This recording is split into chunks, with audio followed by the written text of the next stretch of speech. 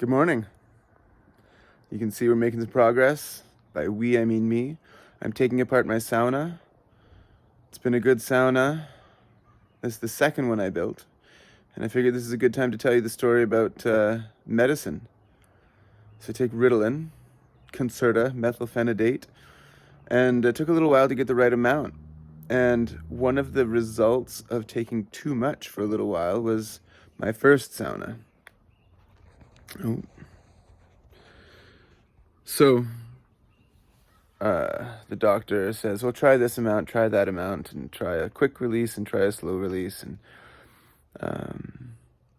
so at one point it was working fine. And the doctor said, oh, might as well try a higher dose.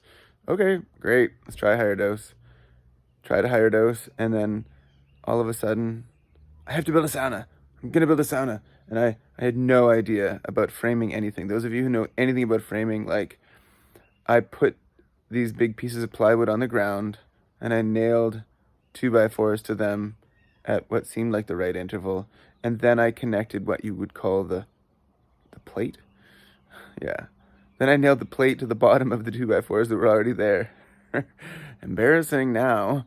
And then I put one on the top, and then I kind of stood it up, and I was, oh, look, there's a wall. And then I did that 4 times, and then I kind of hacked it together, and it was terrible. And thankfully, I had some people who were like, yeah, that's just not how you do it. I was like, it's fine, everything's fine, everything's fine. One of the strange things about ADHD that I recognize in people, young people I work with, I'm like, oh, I get it, you're like me.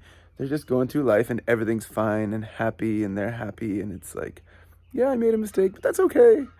And I know I was like that. I remember it, and anyway, so I built the first sauna, and it was garbage. And so then I took it apart, and then I learned about centers, 16-inch centers, and then the plate, the footer, and the header, whatever, like the bottom part of the wall, how to make a frame, make a wall, and attach it. And so I built this, and this is much better. You can see back here, I scorched the inside of that part on purpose to try and do that Japanese technique, but it's OSB, so that's not what you do to OSB. Anyway, lots of learning.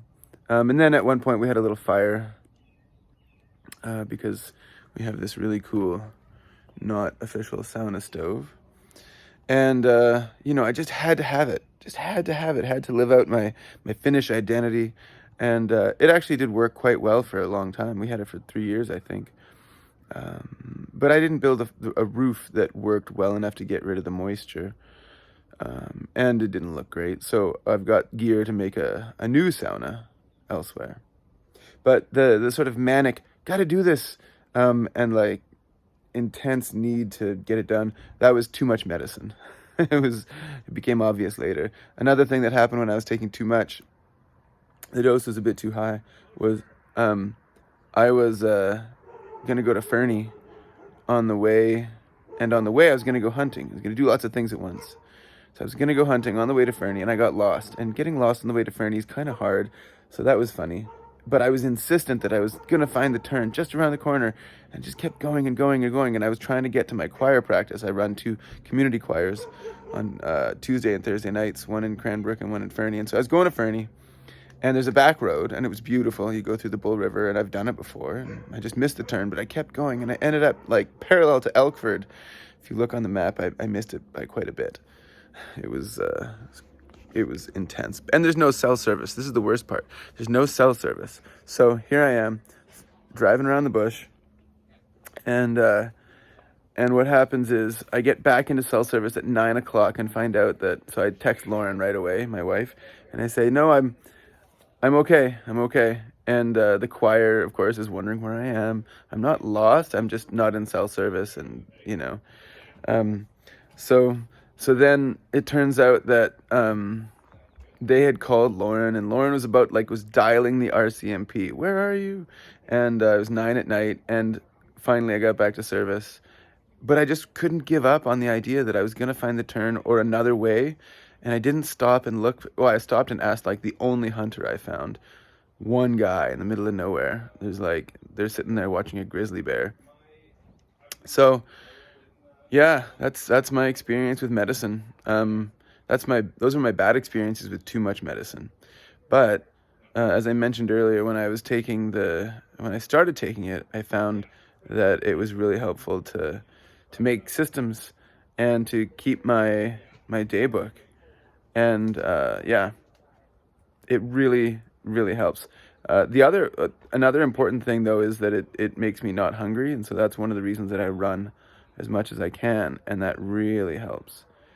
So yeah, I've been running a lot. In January, around 100 kilometers. February, I didn't get quite that many, maybe 60, and then in March, I think it was 50. So April will be more. Started off with 10K yesterday, but that really helps to take care of the appetite thing, because it really is an appetite suppressant, the one that I take, Concerta or methylphenidate, which is, again, Ritalin. And there's all sorts of jokes about that, but often if I don't eat, then I've become grouchy pretty quickly. So yeah, I find exercise to be really helpful. Also, exercise releases dopamine, and that's what this is. This is a dopamine deficiency, a struggle. It's a physical thing. So yeah, there's my medicine tales. Thought I'd just rip out another story since I had the progress report for the sauna. There it is. It's coming apart. All right. Thanks for watching. Don't forget to subscribe and share with anybody you think might care.